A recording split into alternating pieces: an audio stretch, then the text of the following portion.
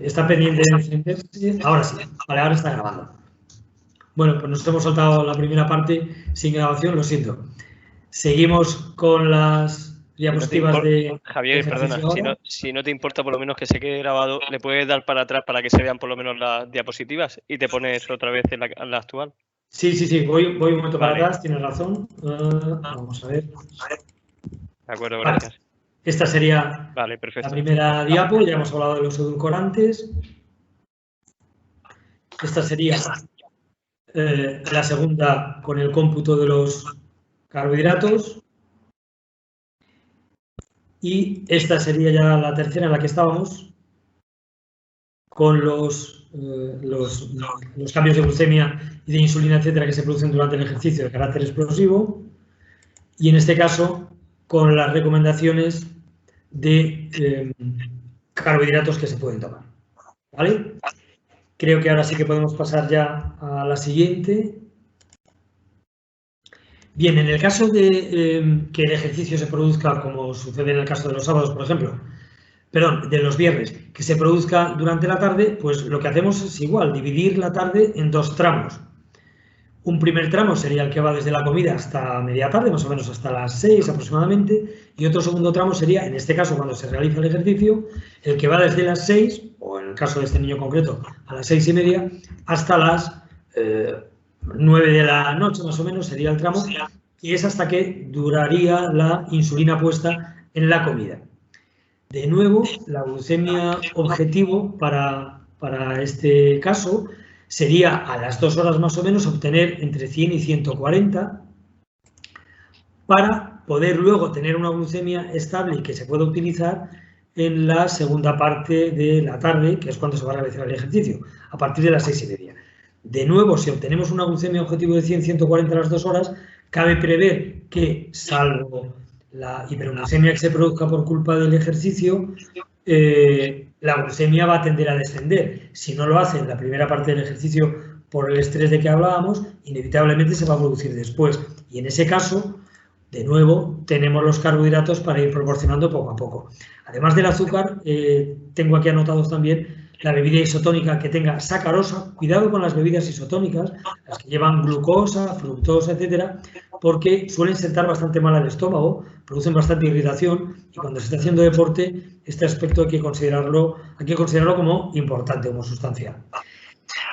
Por último, en el último lugar están los zumos y el gel de glucosa, claro, ya si el niño se acerca a la hipoglucemia por su rapidez de acción, pero también es verdad que luego van a producir picos que resultan más difíciles de controlar. Por tanto, por ese orden serían fruta, barrita sin frutos secos o galletas, el azúcar, que yo en muchos casos lo considero muchas veces incluso en primer lugar, porque tiene la ventaja de que no le llenas el estómago con demasiado volumen, la bebida isotónica con sacarosa y luego el zumo o gel de glucosa. Otra familia nos plantea el caso de su hijo, que es jugador de fútbol y de nuevo pues son deportes de carácter explosivo como el baloncesto, el rugby, balonmano, etc. En este caso, este niño hace un calentamiento de partidillo un día que dura desde las 6 hasta las 7:30. En este caso, el problema que plantean los padres es muy frecuente y lo voy a contar tal y como ellos me lo dicen. El niño practica fútbol de 6 a 7:30 de la tarde, unos 90 minutos, calentamiento y partidillo. Entonces ellos, a las 17:50, a las 6 menos 10 de la tarde, hacen control, un poco antes de que empiece la sesión, y se encuentran muchas veces con que la glucemia está alta, entre 220 y 250. Y ellos me preguntan en el correo que me dirigían cómo actuar. Lo que ellos hacen es que ponen insulina cuando hacen ese control y evidentemente se encuentran que la glucosa está alta, hacen hacen control, le ponen insulina rápida a esa hora y esperan a conseguir niveles de glucemia entre 70 y 140, que estos serían, claro, los ideales para empezar el entrenamiento, y lo llevan al entrenamiento tomando una ración de carbohidrato, supongo que para contrarrestar el efecto que esperan más adelante de la insulina y el consumo propio de glucosa que va a tener durante el ejercicio. Lo que me dicen es, problema, se pone nervioso, no le baja la glucosa y llegamos al entrenamiento casi cuando ha terminado. Podemos ver en la gráfica cuál es la causa del problema. Cuando ponemos esa segunda dosis de insulina tan cerca de la sesión, del inicio de la sesión, que se va a producir a las 6 de la tarde, nos encontramos con que, como veis, la insulina, ya lo hemos dicho antes, va a empezar a actuar entre hora y media y 2 horas después, como muy pronto, a la hora, porque aunque empiece a absorberse más rápido dentro de la primera media hora, pero claro, no tiene acción suficiente, no se acumula suficiente cantidad como para bajar una glucosa como esta de 220 o 250. Entonces, ¿qué es lo que pasa? Que tarda mucho y aparte los nervios que probablemente preceden al partidillo hacen que todavía se mantenga sostenida la hiperglucemia. ¿Cómo habría que actuar? Pues claro, no se puede esperar hasta tan tarde para poder tomar una decisión. El truco está en, una vez de nuevo, buscar la glucemia objetivo entre 100 o 140, quizá no tan baja como la de 70, pero de nuevo tengo que insistir en que es mejor quedarse con una glucemia de 70 y corregir añadiendo carbohidratos que no lo contrario. En este caso, lo que habría que hacer, si por ejemplo el niño come a las 2, pongamos por caso a las 2:30 de la tarde, a las 4:30 hay que hacer el control de glucosa capilar, mucho más seguro que el de glucosa intersticial con el sensor, y a partir de ahí poder corregir. Si la glucemia se ha quedado muy justa, en 70, bueno, pues es fácil poder ir añadiendo carbohidratos de cualquiera de los que hemos dicho antes, según tenga el estómago el niño y siempre pensando que no debemos permitir que tenga el estómago muy lleno de cara al partido, ¿no? Si por el contrario nos hemos pasado, la glucemia es demasiado alta y estamos, pues imaginaos, a las 2 horas en 250, 270, siempre tenemos desde las 4:30 hasta las 6:30 que vaya a iniciar el partido, tiempo para poner un bolo corrector de insulina que cuando llegue el partido está en plena actuación y nos permite obtener una glucosa mucho más cercana a lo que queremos. ¿De acuerdo? O sea que el truco está simplemente en hacer las cosas con más tiempo, no dejar la corrección para el final. Supongo que habrá también alguna duda al respecto de esto. Luego cuando hagamos la rueda de preguntas, los padres podrán preguntarme si quieren afinar algo sobre este asunto.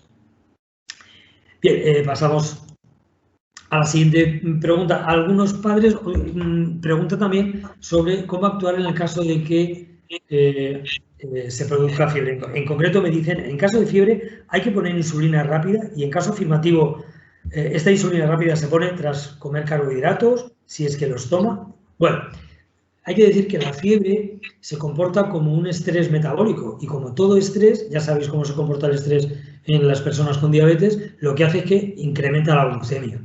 De hecho, la fiebre lo que hace es que acelera el metabolismo a través de hormonas que son propias de estrés, como el cortisol y la adrenalina. Por eso a la fiebre siempre la acompaña taquicardia, es decir, el corazón latiendo deprisa, etc.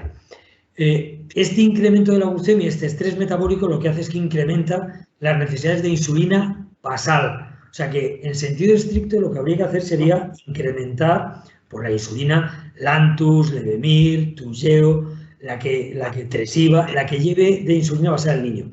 Problema de esto, que muchas veces el episodio febril, pues a lo mejor dura pues 48, 72 horas.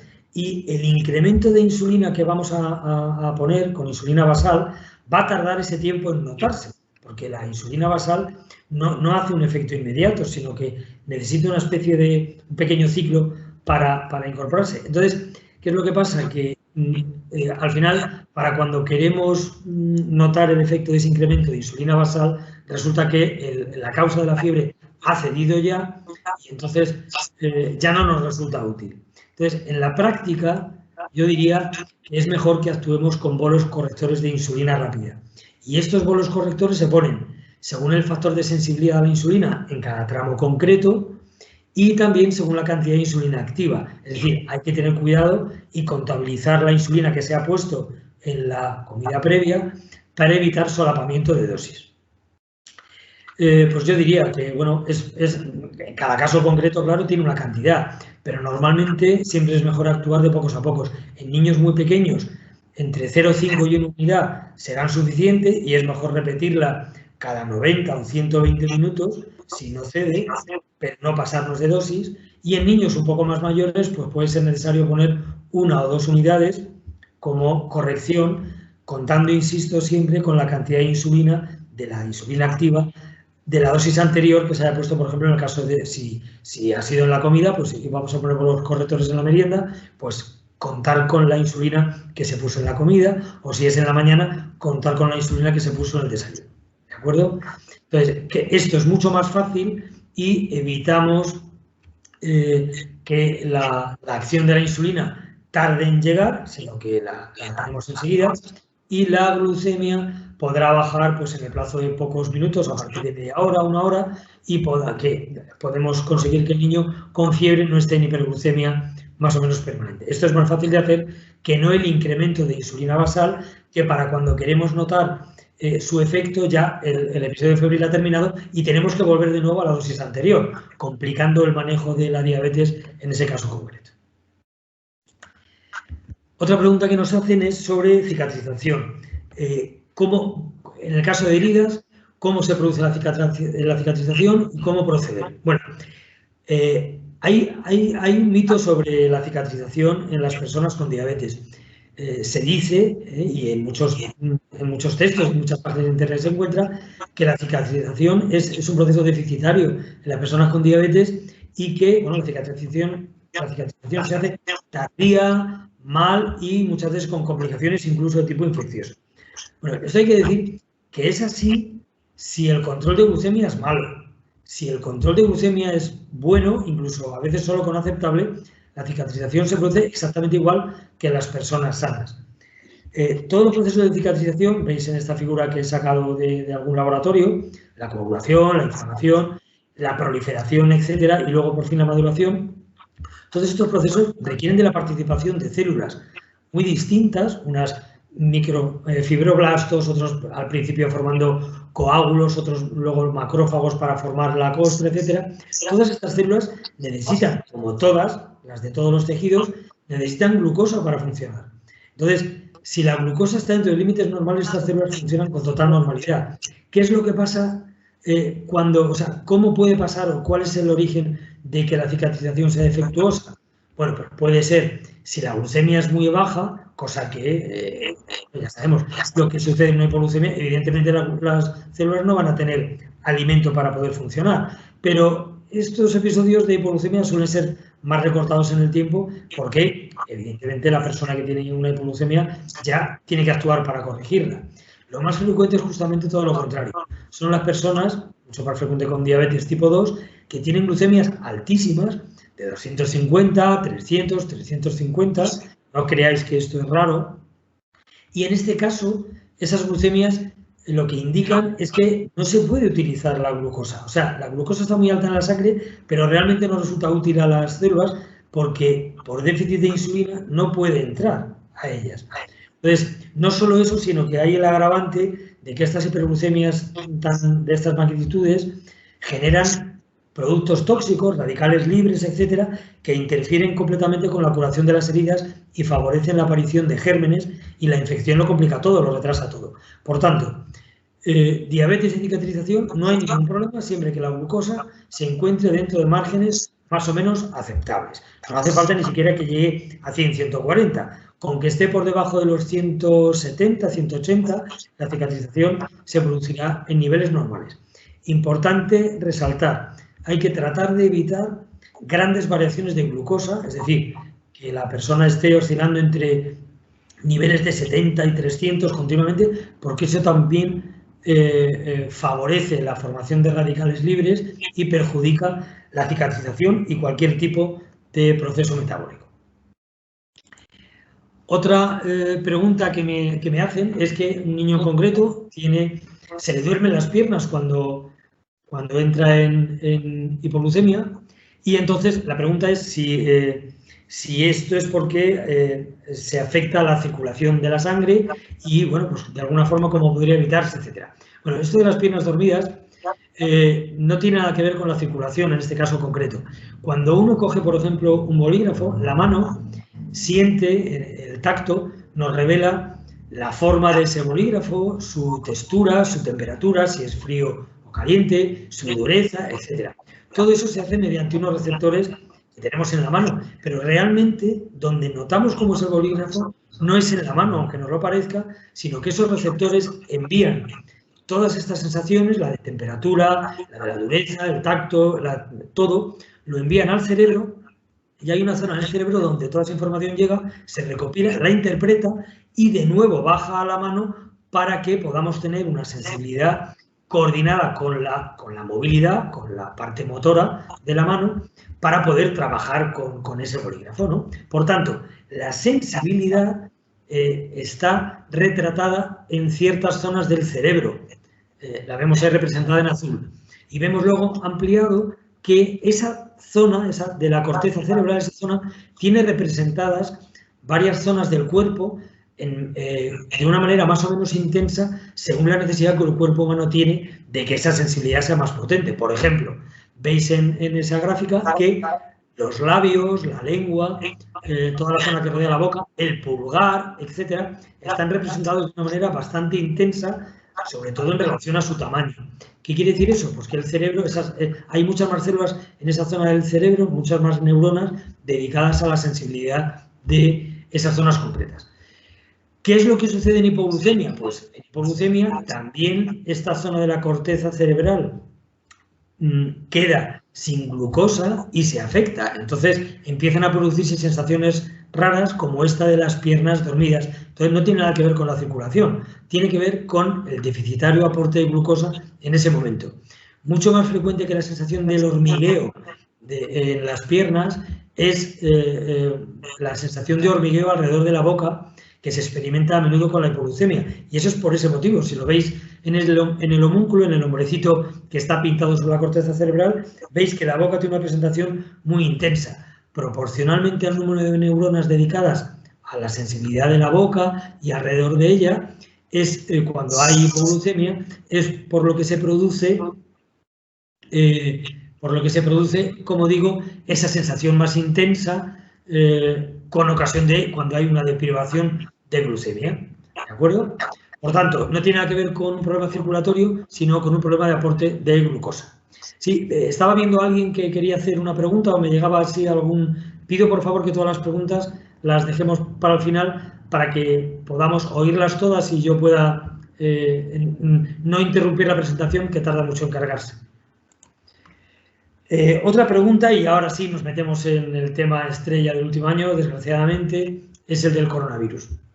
La pregunta en concreto que me hacen es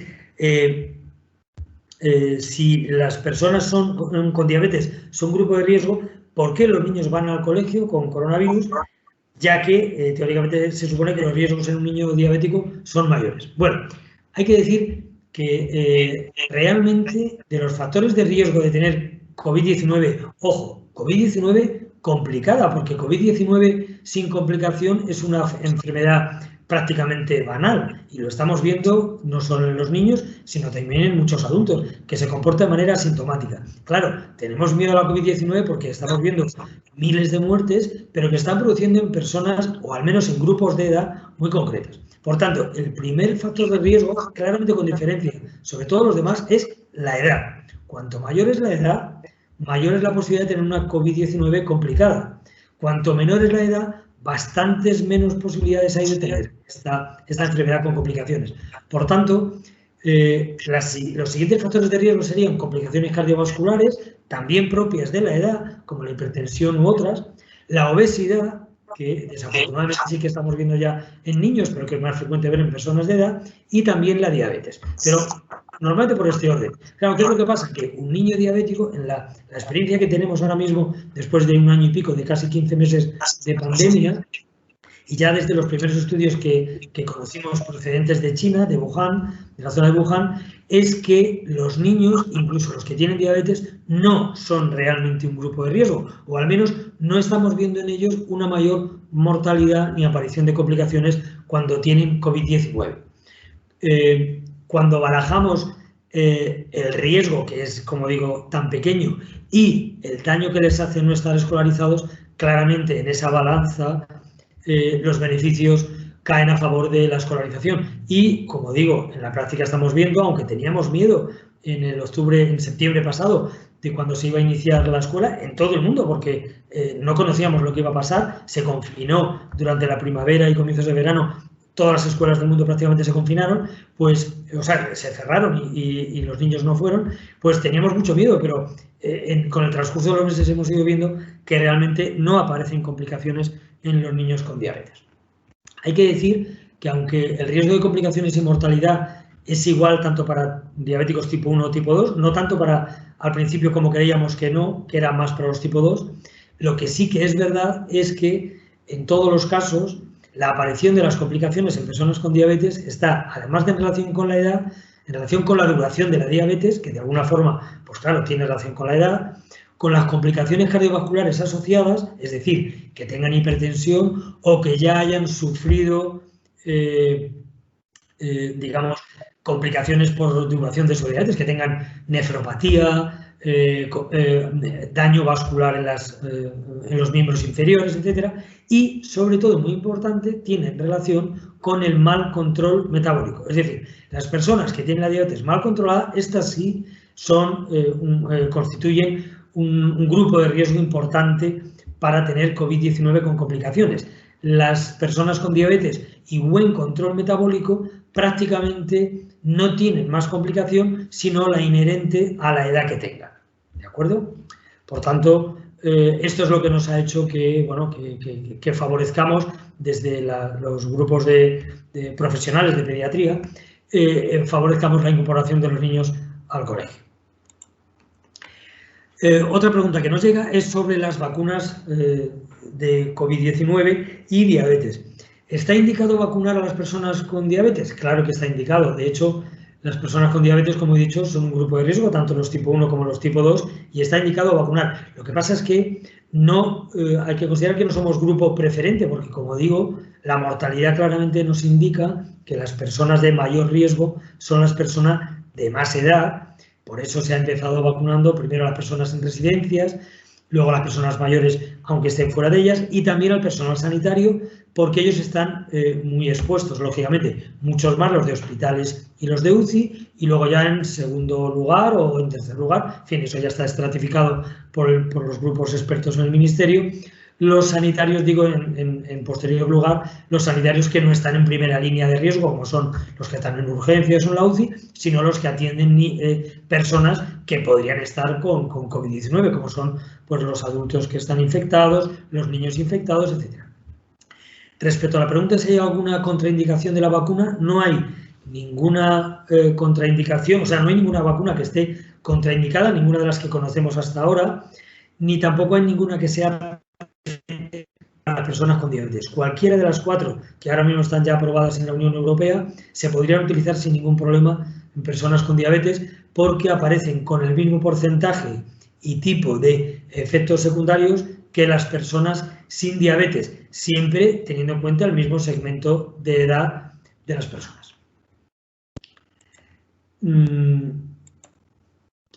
Actualmente, a fecha 1 de febrero del 21, hay en el mundo casi 300 vacunas registradas, pero de ellas hay 70 todavía en ensayo clínico, 20 de ellas en fase 3, es decir, se están finalizando los estudios como para que puedan solicitar autorización a las autoridades competentes en pronto, y solo hay 10 autorizadas. De momento 4 en la Unión Europea, pero bueno, ya sabemos que hay varias más en Rusia, en China, etcétera, etcétera. Bueno, de estas vacunas, la mayoría pertenecen como forma de funcionamiento a una de estas 4 que estamos viendo aquí. Veis los nombres comerciales en la parte de abajo de cada una de ellas. Bueno, no me voy a extender mucho. Básicamente el funcionamiento de las vacunas consiste en engañar a las células diciéndole que les hemos metido alguna pequeña partícula o incluso el virus entero, pero evidentemente inactivado o desactivado, como hacemos con los de la gripe, para que la célula, engañada de esa manera, creyendo que se le ha metido un virus, que como digo no es real, o una partícula de él, de esta manera se crea infectada y empiece a generar defensas o avisar al sistema inmunológico para que cree defensas como si realmente estuviera infectada. Estas defensas van a permitir que si en el supuesto de que más adelante tengamos contacto real con el coronavirus, ya tengamos el sistema inmune completamente armado, de manera que podamos rechazarlo sin darle la oportunidad de que se reproduzca y se extienda por el organismo. Esta es básicamente la idea. Por tanto, vacunas aconsejables, de momento todas las que están, incluyendo la Sputnik rusa, de la que ya he leído los estudios en fase 3, son seguras y son perfectamente útiles para todas las personas con diabetes, cada una en con su dosificación. Unas son de 2 dosis, ya sabéis, otras son de 1, como la de Janssen, que acaba de aprobarse, pero son perfectamente efectivas. A modo de anécdota, he traído esta diapositiva sobre la detección precoz de COVID-19. Como habréis oído la mayoría, en el aeropuerto de Helsinki, en Finlandia, se estaban probando la utilidad de perros perfectamente entrenados para detectar personas portadoras de COVID-19 y, pues sí, parece ser que las pruebas han sido positivas, en el sentido de que son capaces de detectar positivos incluso hasta 5 días antes de tener síntomas, es decir, cuando están en fase de incubación. Los perros necesitan, esto sí, bastante tiempo de adiestramiento, no menos de 4 meses, pero muchas veces 9 meses, 1 año, y no podrían utilizarse como diagnóstico, siempre evidentemente solo como cribado, pero ya serían bastante útiles. Luego habría que confirmar el diagnóstico mediante alguno de los test rápidos que ya conocemos, o bien test rápido, o bien PCR, etc. Un inconveniente que yo veo es que son relativamente lentos, es decir, para según qué zonas o qué cosas, un perro es capaz de detectar o trabajar con unas 12 personas por hora. Claro, imaginaos la sobrecarga que significa pues, un sitio como un aeropuerto, ¿no? Incluso una estación de tren donde llegan cientos y cientos y cientos de personas en muy poco tiempo. Habría que tener docenas de perros entrenados para que pudieran ser útiles sin que hubiera un incremento en las colas de espera, ¿no? En las listas de espera. Bien, en todo caso, bien está como curiosidad saberlo y que sí, que parece que claramente las personas cuando están infectadas desprenden unas sustancias especiales, volátiles, que el perro, que tiene, claro, muchos más millones de receptores olfativos que el ser humano, pues el perro es capaz de detectar. Otra forma de detección precoz que me pareció muy interesante es mediante relojes inteligentes, Apple Watch o Fitbit, otras marcas creo también.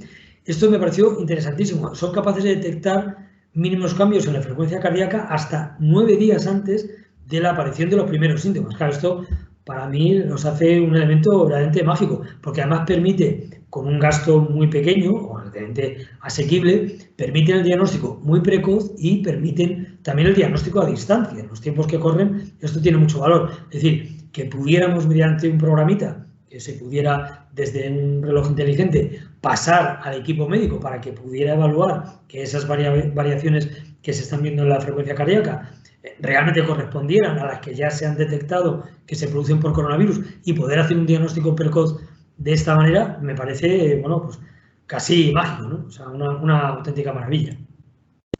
Bueno, vamos con el grupo de preguntas relativas a novedades. Como no, el glucagón intranasal, que va a cambiar el comportamiento y la actitud de sobre todo de los profesores para con los niños cuando tienen una hipoglucemia en el colegio. Yo creo que esto ha sido un paso adelante magnífico. Ya no tenemos que entrenar a los profesores, ya no se van a asustar tanto por la aparición o la posible aparición de una hipoglucemia, sino que con glucagón intranasal, que es prácticamente de acción tan rápida como la forma de inyección subcutánea, pues lo podemos resolver. Es muy fácil de aplicar, como veis, simplemente hay que sacar el aplicador de su envase y cogerlo como si fuera, pues bueno, pues como cualquier aplicador nasal y apretar el pistón que veis ahí en verde hasta el final, introducido en las fosas nasales. No importa que el niño esté constipado, que tenga moco, que esté de pie, que esté tumbado, que esté completamente inconsciente o no,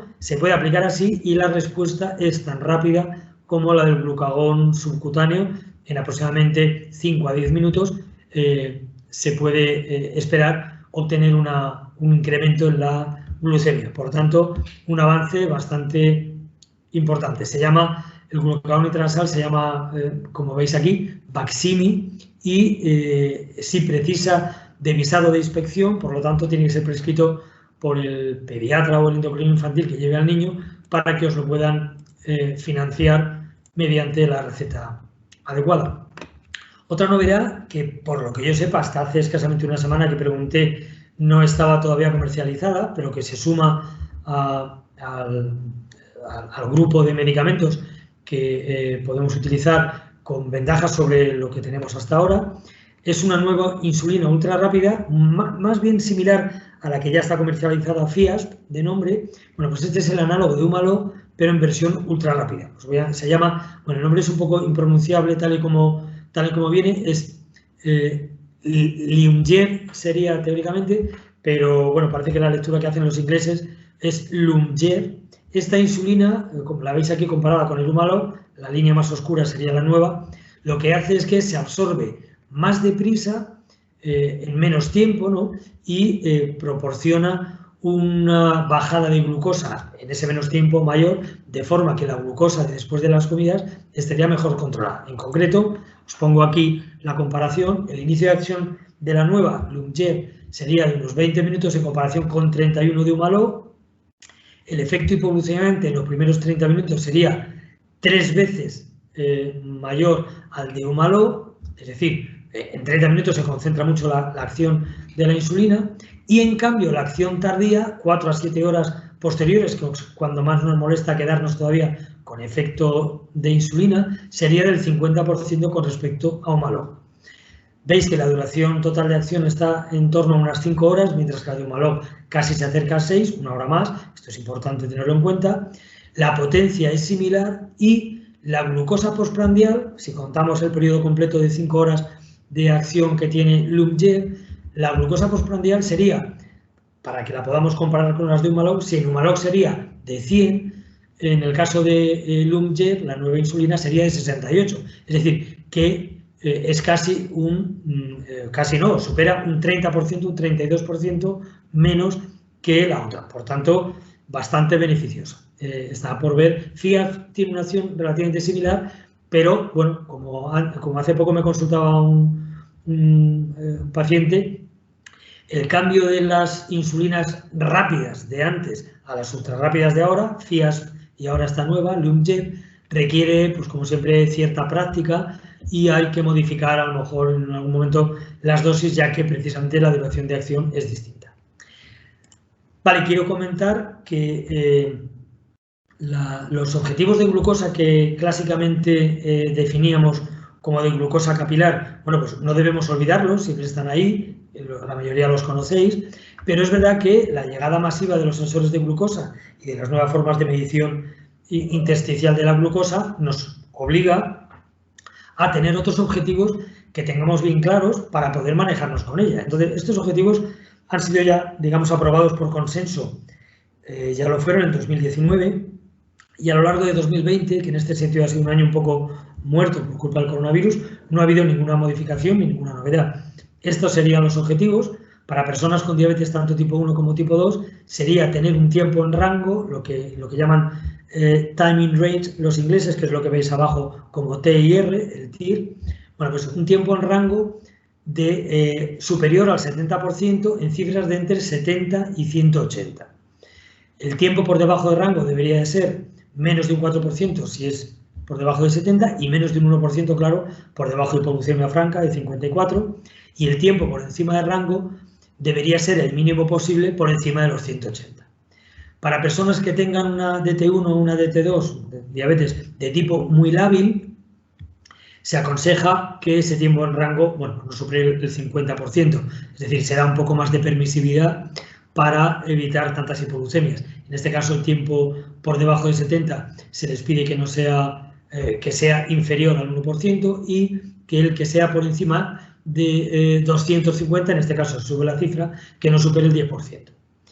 Para la mujer que tiene diabetes tipo 1 y que queda embarazada, los controles son lógicamente más exigentes y se le pide que esté más del 70%, pero en un rango mucho más estrecho, entre 63 y 140, menos del 4% del tiempo por debajo de 63 y menos del 25% por encima de 140.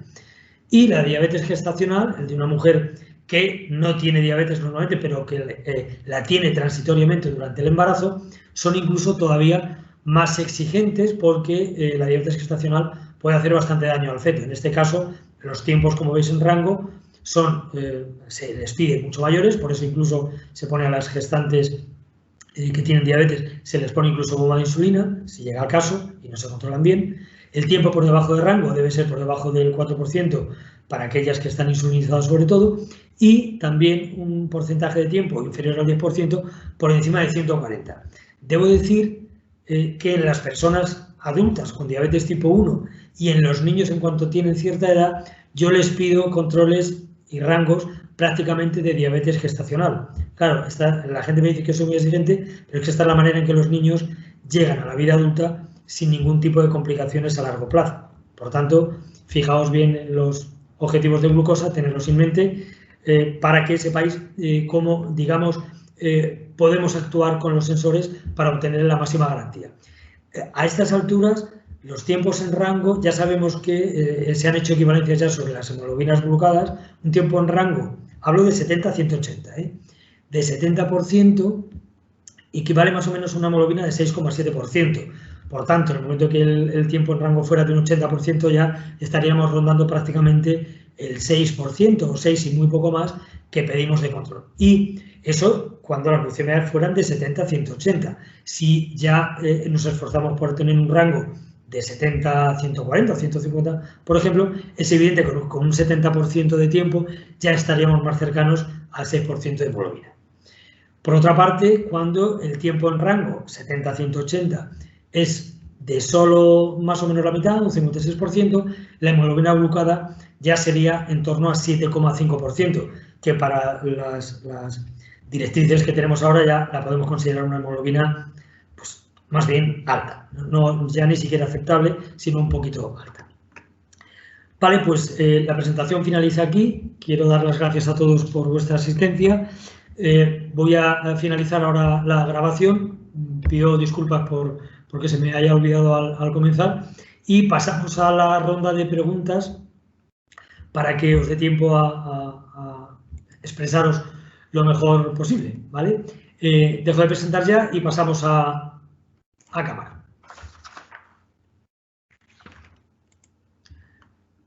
No sé si...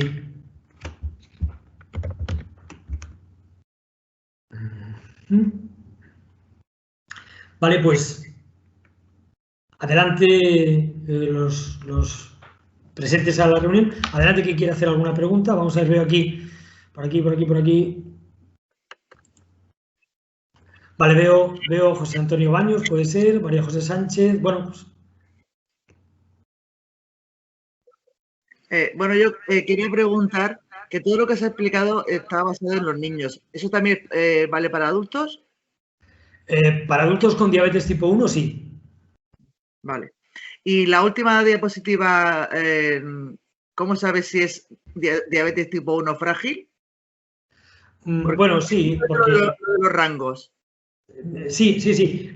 Hombre, los rangos, se sabe que es una diabetes frágil cuando intentas controlar de manera más o menos normal, con pautas normales, y enseguida se favorece a lo mejor la aparición de hipos, y en cuanto bajas un poquito la insulina, de pronto se te disparan. Estas personas son de diabetes de difícil control, y en estos casos, claro, la lógica te dice que tienes que intentar no apurar demasiado, porque si no vas a tener accidentes. Ese es digamos, esa categoría se mantiene especial para ese tipo de personas. De acuerdo, gracias. Gracias a ti. ¿Sí? ¿Otra pregunta? Sí, Javier, eso es José Antonio. Mira, una breve introducción y la pregunta definitiva. Mira, de unos meses para acá yo he cambiado el estilo de vida. Antes trabajaba por la mañana y por la tarde hacía ejercicio. Ahora normalmente hago ejercicio por la mañana y las tardes pues las tengo estoy más suelto, ¿no? Entonces, desde ese momento los controles son distintos, sobre todo los de la tarde son distintos y ya alguna vez a la hora de merendar, según esté la cosa, me pincho una unidad o dos o no. Te digo, por ejemplo, te pongo el ejemplo de hoy. Antes de merendar, 70, pues casi baja y digo, pues nada, no me pincho nada. Y antes de la multi, de poco antes de empezar, estaba en 160, solo con la merienda fruta, ¿no? Entonces, la pregunta es, ¿cambiaría algo? Yo, la basal que utilizo, yo utilizo Presiva, la basal, ¿vale? Y me la pincho por la mañana, con el desayuno. ¿Cambiaría algo si pasase la pauta del Tresiva a la noche? Me pincho 22, 24, depende del día, 22, 24. Vale, vamos a ver, teóricamente no debería cambiar mucho porque Tresiva es una insulina que está pensada para que se mantenga con iguales niveles de manera persistente, no solo 24, sino hasta 42 horas, que es lo que dura Tresiva. Teóricamente no debería haber problema. En la práctica no lo tengo tan claro. Algo así se nos decía que daba igual poner Lantus por la mañana que por la noche y luego la práctica nos demostró que había bastantes diferencias. Hombre, yo creo que se puede probar, puedes probar, pero yo pienso que el efecto que tienes de incremento de la glucemia por la tarde no está tanto en relación a la acción o al momento de inyección de la insulina lenta, sino está en función del propio momento. Es decir, la tarde es frecuente que se presente una cosa que llamamos el fenómeno del atardecer. Es un fenómeno en el cual el cortisol, a partir de las 6, 7 de la tarde, empieza a aumentar. Claro, cuando antes hacías ejercicio por la tarde, tú contrarrestabas con el ejercicio ese efecto del cortisol. Y entonces, bueno, pues acabas incluso bien. Y si el ejercicio era muy potente, incluso a lo mejor tenías que tomar algún carbohidrato y tal. ¿Qué es lo que pasa ahora? Que si no haces el ejercicio por la tarde y estás en reposo, yo lo llamo mi glucemia de los domingos. Y lo noto mucho. Aunque yo simplemente en la consulta lo único que hago es levantarme y volverme a sentar para atender a los pacientes, pero al final algo me estoy moviendo. Y sin embargo, los domingos, cuando he comido y estoy en casa y me tiro toda la tarde sentado, al final, a partir de las 6:30, no tengo un incremento de glucemia que normalmente no aparece. Bueno, pues este efecto de domingo es un poco el mismo efecto del atardecer que se te aparece a ti. Es un poco incordiante porque, claro, te obliga a ponerte otra dosis de insulina extra. Pero yo sí que lo haría, ya que meriendas, yo lo que haría sería ponerme un bolo corrector pensando en los carbohidratos de la merienda y también en ese pequeño incremento o gran incremento según el día que puedas tener por efecto del cortisol. De manera que si para una merienda a lo mejor te vas a poner, bueno, no lo sé, ahora no, claro, tendría que ver tu pauta, pero si para una merienda, por ejemplo, te pones 2 unidades, pues yo probaría poniéndome 3 y ver qué pasa. Correcto, gracias. ¿Vale? Yo creo que puede ser una buena forma de enfocar, pero yo creo que es más por el fenómeno del atardecer, más que por el hecho de la hora de la inyección de insulina lenta. ¿Vale? ¿Otra pregunta? Sí, veo aquí, a ver, José Miguel Ayala. Sí, Javier, ¿me oyes? Sí, adelante. Cuando estás haciendo gimnasia, el valor máximo de glucemia, ¿cuál tiene que ser? ¿Cuándo tienes que parar? Me explico. ¿Cuándo tienes que parar cuando estás haciendo glucemia? Porque estás muy activa. Isabel, por ejemplo, hace 3 horas de gimnasia, lunes, miércoles y sábados al día. Gimnasia rítmica, gimnasia estética de grupo. Entonces, vale, te voy a responder con otra pregunta. Sí. Yo que llevo deportistas que son Sí. campeones de España, etcétera, yo te pregunto a ti, si tú te imaginas, ¿tú crees que algunos de mis deportistas cuando están en campeonato pueden parar con alguna glucemia? ¿Pueden o deben parar si quieren ganar el campeonato? No, para nada. Pero estamos hablando de entrenamiento. Sí, es igual. Claro, los entrenamientos son la base sobre la que luego se ganan los campeonatos. Quiero decir, claro, lo que quiero decir es, no hay ninguna glucemia por la que haya que parar un entrenamiento, o al menos no debería de haberla. No debería de haberla. Entonces, lo que hay que hacer es llevar la glucemia al rango que tú quieres. Es decir, eso se hace con la práctica, no lo haces a lo mejor una vez, te sale mal, 2 veces, pero al tercer entrenamiento, al cuarto, al quinto, tú ya sabes cómo responde. Entonces, al principio tienes que ir o dando carbohidratos si es que la glucemia tiende a estar más baja, o por el contrario, si después de 2 horas del control o cuando va a empezar el entrenamiento está alta, con tiempo suficiente, recordar lo que hemos dicho en la diapositiva, tienes que poner insulina para corregir. Yo siempre digo, y se lo digo a mis deportistas cuando están en campeonato, claro, a ellos les da miedo, pero en la práctica es así, mientras no dispongamos de insulinas más rápidas, incluso mucho más rápidas que esta que acabo de presentar hoy, mientras no dispongamos de insulinas más rápidas, es mucho mejor llegar a empezar un campeonato o un entrenamiento con 70 que no con 250. ¿Por qué? Porque con 70 tú puedes incrementar la glucemia en 5 minutos. Sí. Y sin demasiado esfuerzo y sin sobrecargar demasiado al crío. Claro, lo que no hay que llegar es con hipoglucemia, cuidado. Estoy hablando de 70, no en 50. Porque en 50 ya dejas al niño o a la niña KO de cara a su entrenamiento, a la competición, ya la dejas ya hasta que recupera, ya ahí pasa un tiempo. Pero si está en 70 o en 80 para tener un poco más margen de seguridad, tú puedes ir incrementando glucemia. Y ya has visto en lo que veíamos ahí en las diapositivas, la cantidad de cosas que tú puedes elegir para ofrecer a la cría, ¿no? Desde fruta y dentro de la fruta, ¿cuál? ¿Te apetece más un trozo de pera?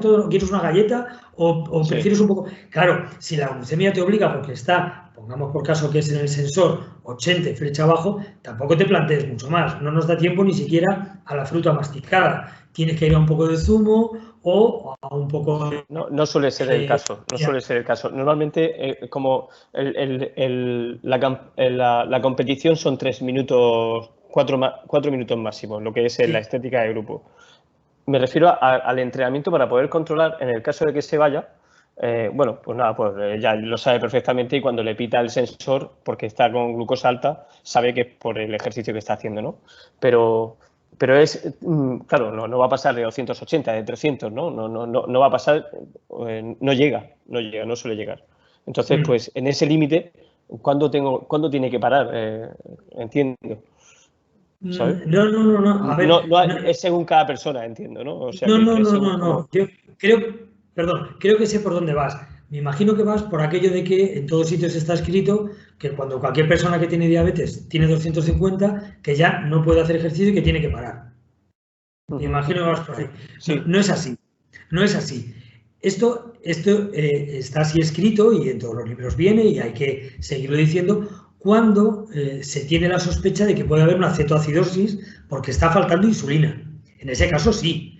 Pero claro, cuando un niño o un adulto hace ejercicio, ya no hablo de la competición porque veo que es muy corta en el caso de tu hija, pero incluso en las competiciones, si es una competición importante para ella, el estrés hará que le suba la glucosa más de la cuenta. Sí. Y en el entrenamiento, dependiendo del tipo de movimientos que haga, si son explosivos o no, también le subirá. Entonces, en esos casos no hay por qué parar, porque claro, la glucemia está producida por el propio ejercicio, la mayor parte, o por el estrés. Claro, no le puedes decir al niño, no tengas estrés, o niña, deja de hacer ejercicio, porque, claro, entonces ya dejará de ser deportista. No, lo que hay que hacer es, con tiempo y con la práctica, examinar en qué condiciones se produce esa hiperglucemia. Primero, si es realmente hiperglucemia de ejercicio. O sea, eso hay que ver. Claro, las tardes que no tiene ejercicio, ¿se produce el mismo grado de hiperglucemia o no? Si se produce algo pero no tanto, pues ya vemos que hay un componente mixto. Entonces, la primera cosa es esa. Y la segunda, intentar abortar esa hiperglucemia. ¿Cómo se hace eso? Claro, con insulina. No tenemos otro medio. Entonces, pero recuerda, hay que ponerla con tiempo suficiente para que cuando llegue el comienzo del entrenamiento, esa insulina esté actuando y nos dé una glucosa que esté dentro de ese rango de seguridad, 100, 140, no pasa nada si son 150, pero tampoco mucho más, porque el rendimiento, cuando pasa mucho de 150, el rendimiento físico disminuye, ya no es igual. Perfecto. Javier, una última cosa. Cuando mi hija, que llegará el momento en que deje de hacer esos entrenamientos tan fuertes, ¿no? Un diabético tipo 1 o tipo 2, me da igual. ¿Cuánto tiene que hacer de deporte durante la semana para poder llegar a una estabilidad de glucosa media? Sabes que cuando deja de hacer deporte, la glucosa se dispara y aparte también junto con la alimentación, ¿no? Pero ¿cuánto tiempo de ejercicio debe hacer y qué frecuencia de deporte? Muy buena pregunta. Además, no me lo habían hecho nunca, pero muy buena pregunta porque a lo mejor la gente no lo sabe o quiere pasar de una semana a otra. La respuesta es la siguiente. 1 hora, 3 veces a la semana, en días alternos. Vale, lo tenía claro. Ojo, también es verdad que esta respuesta es verdad para ejercicio de tipo aeróbico. Aeróbico, correcto. Claro. Sí. Natación, caminatas, bici. Cuando el ejercicio es explosivo, puede no ser tan igual. Pero también es verdad, y lo sé por mis atletas, los decatletas, que claro, el ejercicio en sí, cuando ya lo están haciendo, es explosivo. Pero los entrenamientos, siempre hay un componente aeróbico o también anaeróbico, mixto, que hace que el entrenamiento sirva, aunque predomine el componente anaeróbico, etcétera. Yo quiero decir, por ejemplo, que cuando a un atleta le toca tarde de entrenamiento de saltos de altura, bien, el salto de altura en sí, que dura 3 segundos escasos, ese es muy explosivo. Claro, pero los saltos continuos que tiene que hacer y para evitar enfriar, etcétera, etcétera, todo eso es bastante aeróbico o al menos mixto. Y eso sirve para consumir glucosa también. O sea que mi respuesta sigue en pie. Una hora mínimo, 3 veces a la semana, claro, en días alternos. No vale el lunes, martes, miércoles, los 4 no. Sino lunes, miércoles, viernes, martes, jueves, sábado. La semana. Perfecto. A partir de ahí, todo lo que se quiera, claro. Sí, por supuesto. Muchísimas gracias. Muy bien. Nada. Gracias. Otra pregunta. Veo aquí a Francisco José Hermosilla Zamora. ¿Sí? ¿Quieres hacer alguna pregunta? Espera un momento, espera un segundo, que te abro, no te oigo. Abre tu micrófono, por favor. Ahora sí. Dime. No, te sigo sin oír, se ha vuelto a oír el micrófono. ¿Ahora parece que sí? Sí, pero no te oigo, no sé si... No te oigo, no, lo siento, no sé si estás con volumen muy bajo o no te puedo oír.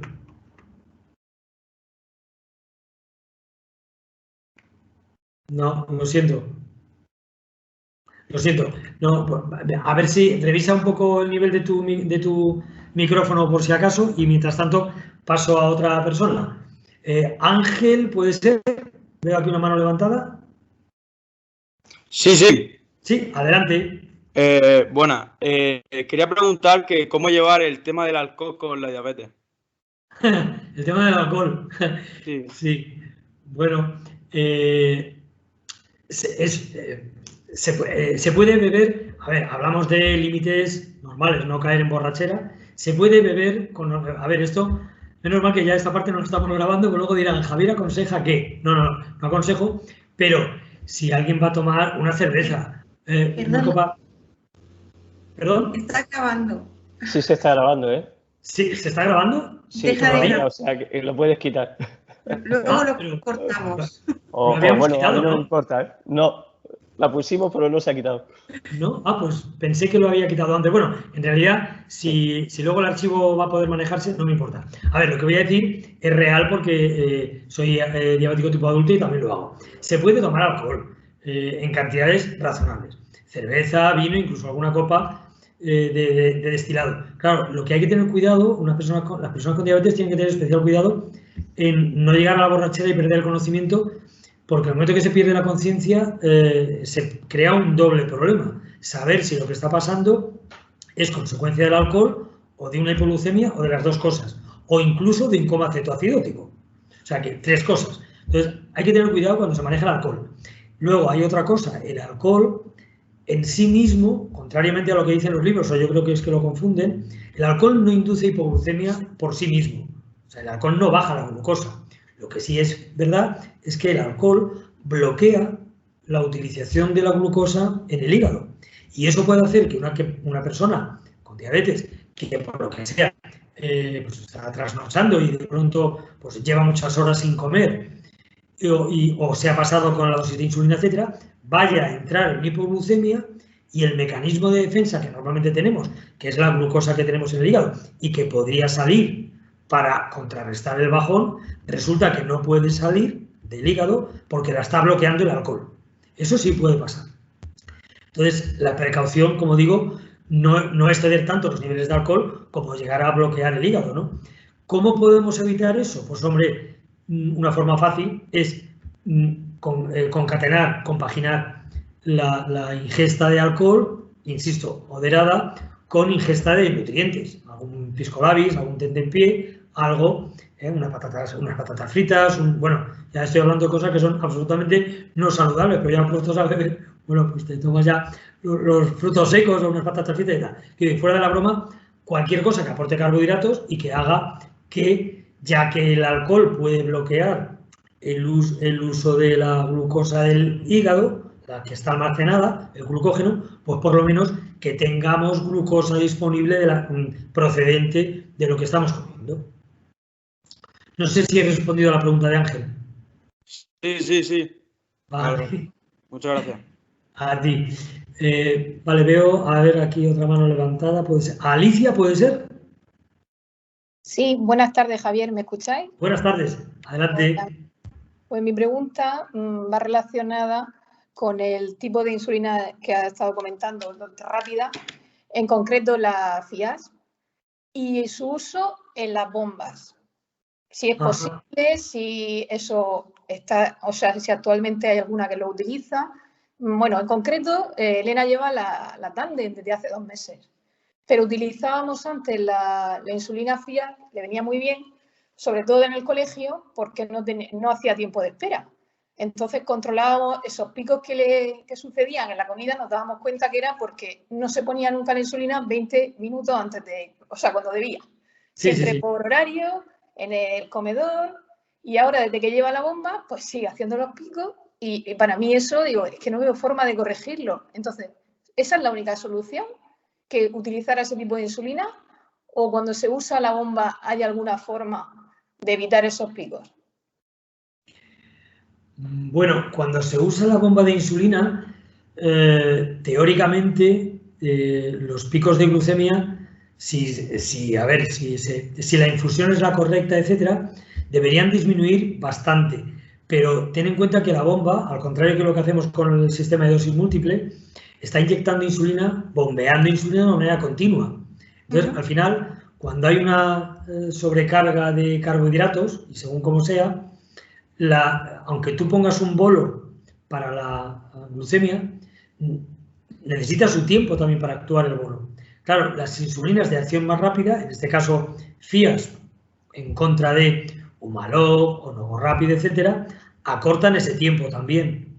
O sea que en ese sentido puede ser beneficioso utilizar FIAS también en la bomba. De hecho, ya se está utilizando. No, bueno, es que a mí con Tandem me han dicho que no, bueno, cuando me dieron los cursos, que no la recomendaban porque había dado problemas de obstrucción y ellos directamente te dicen que no la utilices. Ya, bueno, sí, hay problemas de tipo técnico con algunas insulinas, pero bueno, teóricamente el problema básico y fundamental es que FIAS es todavía una insulina, bueno, no es que sea muy nueva, ya lleva unos 4 años, a ver, 4, sí, me parece unos 4 años en el mercado, pero todavía no se ha utilizado con la suficiente extensión y se han hecho pruebas con la suficiente extensión en las bombas de insulina en Estados Unidos, en Inglaterra, etcétera. Problema, cuando hablamos, porque hablamos de una hija tuya. Sí. ¿Qué edad tiene Elena? Elena tiene 13 años, sí. 13, bueno, es una niña relativamente mayor. Lo que de ninguna manera quiere ningún fabricante, ni de bombas, ni de insulina, es que se hagan experimentos con niños. Ajá. ¿Vale?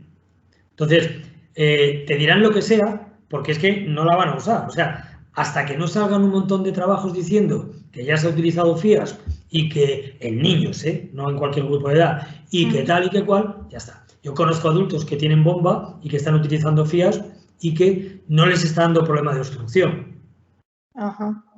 O sea, vale, que entonces sería por cuenta mía lo de probar esto.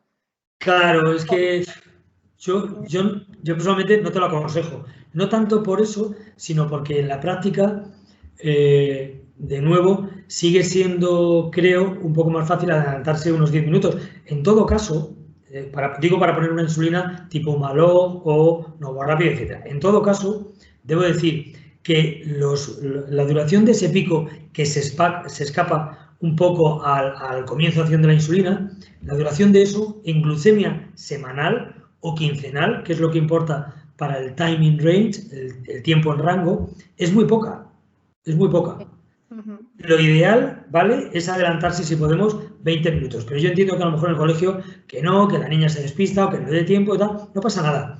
Puede ser, ¿cuánto? Media hora de descontrol. Eso, sumado al final de todas las horas de la semana, no significa un problema importante a efectos de hemoglobina glucada o a efectos, ya que hablamos de sensores, de tiempo en rango. No, yo no me complicaría y yo esperaría a que sean otros adultos los que utilicen primero FIAS y nos digan si sí o si no hay problemas con ella.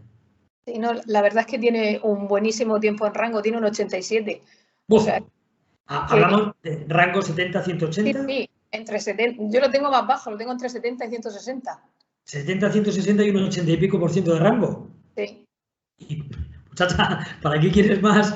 No, a mí me dice el endocrino que soy muy estricta, pero es que lo llevábamos muy bien. No, hombre, yo opino que ese rango y en esos niveles son extraordinarios. O sea que yo no forzaría más las cosas haciendo pruebas, de verdad, ¿eh? Claro, no, sí. La verdad es que no tiene realmente hiperglucemia importante. Alguna, puede pasar alguna vez yo lo he notado también cuando comentabais sobre el ejercicio, que ella hay determinados tipos de ejercicios que le sube la glucemia. Sí, y nota mucha rabia porque no está más o menos en objetivo, pero cuando se pone a hacer ejercicio, pues luego acaba y está otra vez casi en 200. Dice, qué raro, dice ella, pues si he hecho ejercicio para mantenerme la tarde bien y poder comer algo más, ¿sabes?, extra, y no le sirve. Claro, como he comentado en las diapositivas, cuando el ejercicio es de carácter explosivo, no aeróbico lento, sino explosivo, hay una primera fase en que, por efecto de la adrenalina y de otras hormonas, la glucosa sube. Entonces, ese efecto es muy difícil de combatir porque esa glucosa producida por hiperglucemia, producida por adrenalina, igual de rápido que sube, baja luego también bastante rápido. Y nos encontramos con que, si recordáis la gráfica que he puesto, esa segunda dosis de insulina, que veíais que luego se solapaba con la anterior dosis, resulta que cuando ha bajado ya, ha desaparecido la hiperglucemia de estrés, te encuentras con una cantidad de insulina flotando en la sangre que no es deseable, ¿no? O sea que esas hiperglucemias, digo un poco lo mismo que con lo de ese pequeño escape al comienzo de la comida, si se pueden prever y se puede adelantar un poco la insulina, por ejemplo, cuando va a tener una competición una hora antes o así, pues vale, se pone algo corrector, pero si no, más vale dejarlas pasar y corregirlas sin pasarse cuando se va a hacer la siguiente ingesta, ¿vale? Porque si no, te puede dar más problemas que beneficio. De acuerdo. Muy bien. Pues muchas gracias. De nada. Veo aquí a alguien, José Antonio invitado, ¿puede ser? José Antonio, ¿otro? No Baños, sino otro. Vale, pues ¿alguien quiere hacer alguna pregunta más? Bueno, todo claro. Sí, todo muy claro, la verdad que muchísimas gracias. Bueno, quisiera aprovechar esta presentación para anunciar que dejaré el cargo de asesor médico de Sodicar al mismo tiempo que se produce el relevo en la junta directiva. Por mi parte han sido 20 años de voluntariado al servicio de Sodicar, de los que estoy muy orgulloso y tengo que decir que he aprendido muchísimo, tanto como médico y como persona también. Me ha cambiado la forma de ejercer, el hecho de estar en contacto directo con los pacientes, ser yo mismo paciente, y me ha hecho interactuar de otra manera. Quiero decir que mi intención es seguir vinculado a la asociación en la medida que mis obligaciones profesionales me lo permitan, que yo creí que iban a descender, pero que, bueno, por fortuna quizá, pues están aumentando y no, simplemente es que no doy abasto. Entonces, siempre voy a estar abierto a cualquier colaboración puntual que la Junta o los socios pudieran precisar. Me hubiera gustado hacer este anuncio de otra manera, presencial y en contacto con la gente, pero bueno, estos son los tiempos que nos ha tocado vivir y así tengo que anunciarlo. Os doy muchas gracias a todos por vuestra asistencia a esta primera reunión telemática, primera de estos tiempos de pandemia, aunque hicimos una presentación en mayo a 3 bandas con Carlos Aznar y con Pedro Izquierdo, pero bueno, digamos que en el formato de así contestar a preguntas y tal, esta ha sido la primera vez. Muchas gracias a todos por haber asistido. A ti, Javier. Y espero que sigáis siendo socios muy activos todos de la asociación. Quiero aprovechar este momento para deciros que la asociación y otros pacientes nuevos que lleguen y vosotros mismos necesitáis la asociación mucho más de lo que vosotros, de los que a lo mejor mucha gente se cree. Así que os pido, por favor, que en la asamblea de mañana, la asamblea de socios, que participéis de forma activa y que tratéis de poner vuestro granito de arena para que se conforme una junta directiva, un equipo que funcione.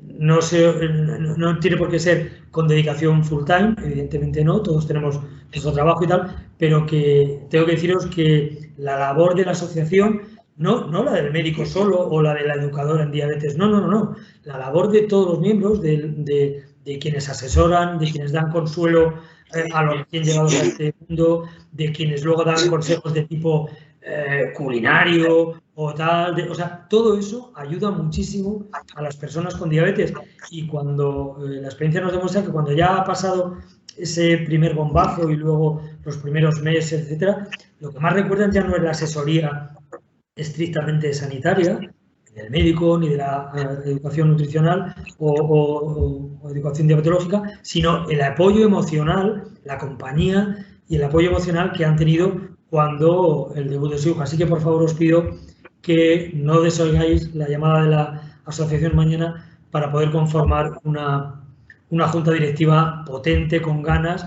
y, bueno, rindiendo dentro de lo que las posibilidades de cada uno puedan. ¿Verdad, Loli? Vale, cedo la palabra a mi presidenta, a la presidenta de Sodicar, para que cierre ya definitivamente el acto como ella quiera. Bueno, pues, ¿se me oye? Sí. Sí. Bueno, pues en primer lugar quería darte las gracias desde la Junta Directiva saliente por estos casi 20 años que has dedicado a la asociación en cuerpo y alma, que has dejado tu vida ahí y pues muchas horas que has quitado a tu familia, a tu trabajo, que repercutía económicamente en tu familia, y lo has dedicado a la asociación. Gracias por tu honestidad, gracias por tu profesionalidad y gracias por haber estado ahí para nosotros cada momento que te lo hemos pedido. La verdad que a mí me da muchísima pena que te vayas, porque a mí y a toda la Junta Directiva, y yo creo que a todos los socios, pero con tus últimas palabras, pues la verdad que me quedo más contenta sabiendo que vas a estar ahí cada vez que se te necesite, y si la Junta nueva que se forme pues lo ve conveniente de decir, oye, Javier, haz una charla, vamos a hacer un curso o vamos a hacer cualquier cosa para seguir con la educación terapéutica, como el proyecto que iniciamos pues hace casi 20 años, y que yo creo que los resultados están ahí, y que la formación que tú nos has dado es lo que ha hecho que nosotros podamos tener, y nuestros hijos, la calidad de vida que han tenido.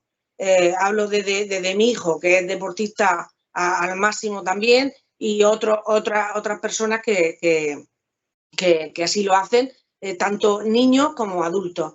Entonces, deciros que yo también dejo la asociación con mucha pena, y que la Junta Directiva al completo, pero que son ciclos, que ahora se cierra un ciclo y se abre otro. O sea que muchísimas gracias a todos. Yo también he aprendido mucho en la asociación. He pasado muchas noches de insomnio y muchas dolores de cabeza, quebradores de cabeza, pero también me ha hecho crecer como persona, y he hecho cosas en la asociación que jamás en mi vida hubiera pensado que podía hacer. O sea que por eso os doy las gracias, pero de corazón. Nos vemos mañana los que tengáis la necesidad de estar con nosotros en la asamblea para que se conforme una nueva junta directiva. Que yo, como dice Javier, estaré ahí también para lo que necesitéis. Muchas gracias, un beso a todos. Muchas gracias. Igualmente. Muchas gracias por tus palabras, Loli, y bueno, gracias a todos de nuevo por vuestra asistencia. Buenas noches a todos, y en este momento ya cortamos la comunicación. Adiós. Gracias. Hasta la Hasta próxima. luego. Hasta luego. Buenas noches. Buenas noches, muchas gracias. Hasta luego.